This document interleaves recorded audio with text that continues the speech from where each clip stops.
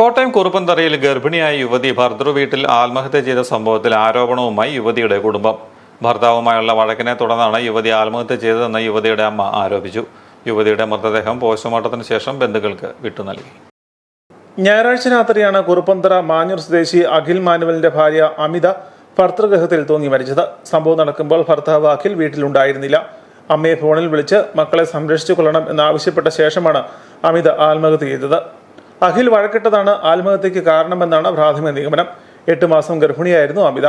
4.5 വർഷം മുമ്പായിരുന്നു അഖിലുമായി അമിതയുടെ വിവാഹം. അമേയ, അന്ന എന്നിങ്ങനെ 2 മക്കൾ കൂടി ഇവർക്കുണ്ട്. വിവാഹ സമയത്ത് മകൾക്ക് നൽകിയ സ്വർണവും പണവും ഭർത്താവ് ദുരുപയോഗം ചെയ്തു എന്നാണ് യുവതിയുടെ കുടുംബം ആരോപിക്കുന്നത്. 10-16 പോലീസുകാർ എടുത്ത ഫോൺ നമ്പറിന്റെ സമയം എനിക്ക് അത്ര വിളിച്ചിട്ടുള്ളതല്ലായിരുന്നു. അപ്പോൾ 10-16 വിളിച്ചിരിക്കുന്നതെന്നാണ് പറഞ്ഞത്. എന്നാലും വിളിച്ചപ്പോൾ അമ്മ കുഞ്ഞാറ്റിക്ക് അവിടെ എന്നേലും കുഴപ്പമുണ്ടോ? ഞാൻ പറഞ്ഞില്ലേ, എന്നെ നേരത്തെ ഉറങ്ങി, കുഞ്ഞാറ്റി ഇപ്പം അങ്ങ് ഉറങ്ങാൻ കിടന്നുള്ളത് താമസിച്ച് പകൽ ഉറങ്ങിയിട്ട് എഴുന്നേറ്റെന്ന് പറഞ്ഞു.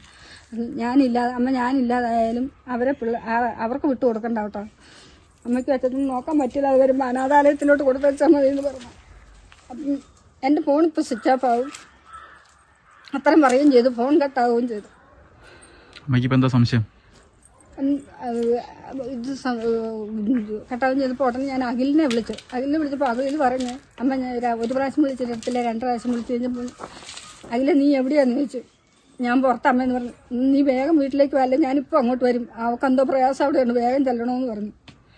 അന്ന് കഴിഞ്ഞപ്പോൾ ഞാൻ ഫോൺ കട്ട് ചെയ്ത് ഇച്ചിരി കഴിഞ്ഞ് അവനെ വിളിച്ചപ്പോൾ കിട്ടിയില്ല. അപ്പം ഞാൻ വിചാരിച്ചു അവൻ യാത്ര ചെയ്ത് വീട്ടിലോട്ട് പോകുമായിരിക്കും എന്ന് ഓർത്ത് അവരുടെ അമ്മയെ വിളിച്ചു.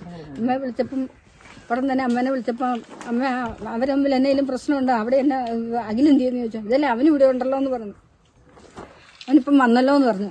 എന്നാൽ ഞാൻ ചോദിച്ചു അന്നേരം അമ്മയോട് ചോദിച്ചു, അമ്മ അവിടെ എന്തെങ്കിലും പ്രശ്നമുണ്ടോ? ഉച്ചയായപ്പോൾ തുടങ്ങി ഇവർ തമ്മിൽ പൊക്കത്തിരുന്ന് എന്തോ പ്രശ്നമാണ്, എന്നാന്ന് എനിക്കറിയത്തില്ല, എന്നോടൊന്നും പറഞ്ഞില്ല, അവർ പൊക്കത്തിലാണെന്ന് പറഞ്ഞു. അമിതയുടെ മാതാപിതാക്കളുടെ പരാതിയിൽ കടുത്തുരുത്തി പോലീസ് കേസെടുത്തു. അമിതയുടെ മൃതദേഹം കോട്ടയം മെഡിക്കൽ കോളേജ് ആശുപത്രിയിൽ പോസ്റ്റ്മോർട്ടം നടപടികൾക്ക് ശേഷം ബന്ധുക്കൾക്ക് കൈമാറി.